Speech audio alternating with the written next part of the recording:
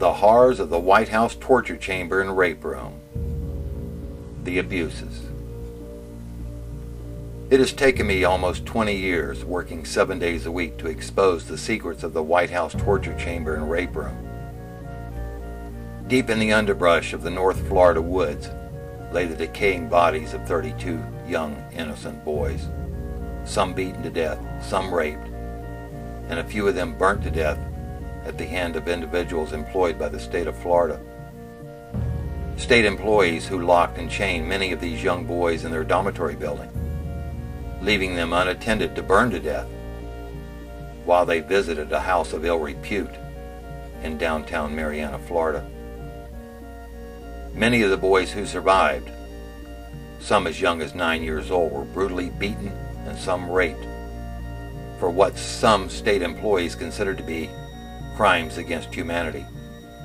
Terrible crimes, evil deeds, such as not having a smile on their face, accidentally dropping a pat of butter or a pancake on the floor, eating too fast or too slowly, picking up and eating a wild blackberry along the side of the road, or for not making their beds correctly.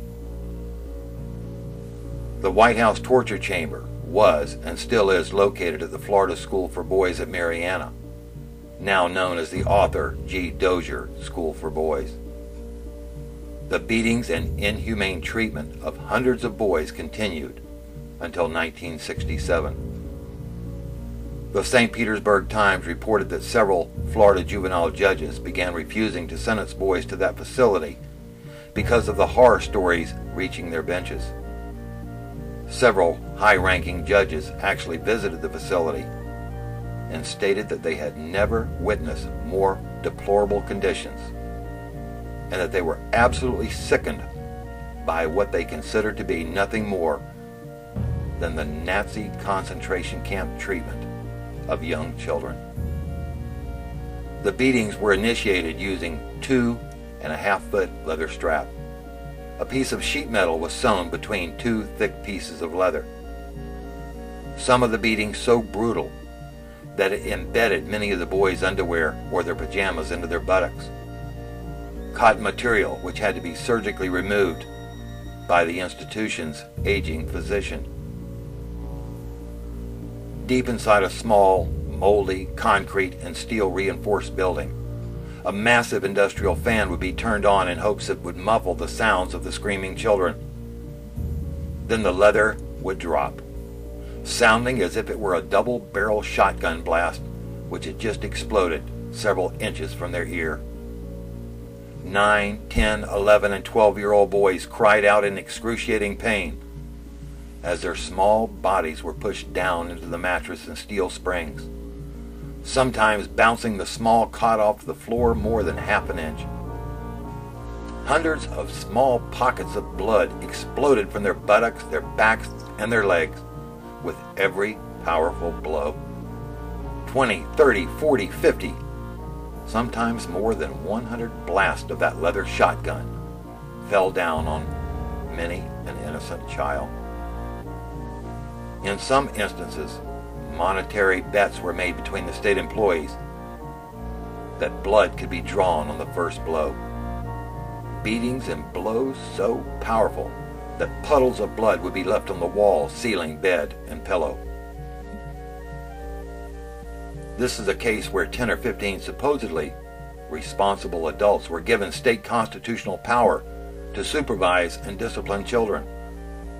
However, within a matter of months, top officials at the facility went crazy, and the entire juvenile system at that facility went totally berserk.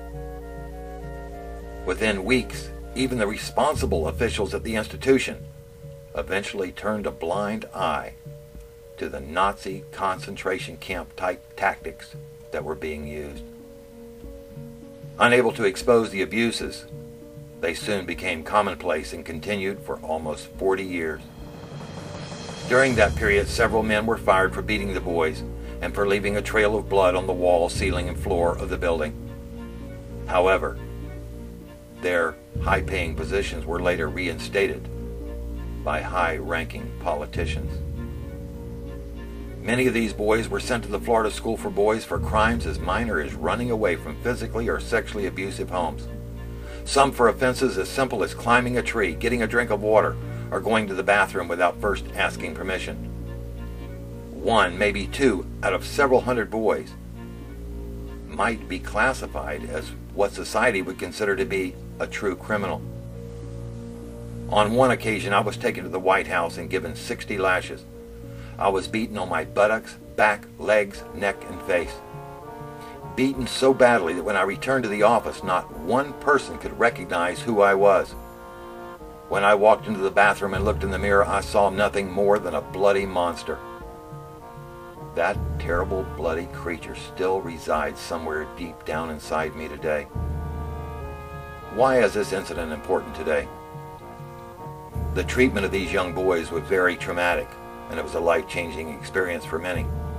Each and every one of them still live with these horrible thoughts embedded in their memories. Those of us who survived will forever live with the scars of disappointment in our buttocks, backs, legs, expressions on our faces, and in our mind. In some cases, many of these embedded feelings have unknowingly been transferred to our own children and grandchildren. Many of these boys, now men, have been married 4, 5, and 6 times. Many still unable to trust or have faith in their fellow man. As the bloody handprints of rehabilitation still mar the walls of this horrible building, with the help of Robert Straley, Michael O. McCarthy, Dick Cologne, and Bill Willie Hayes, on October 21, 2008, the White House torture chamber and rape room was officially sealed forever by the state of Florida.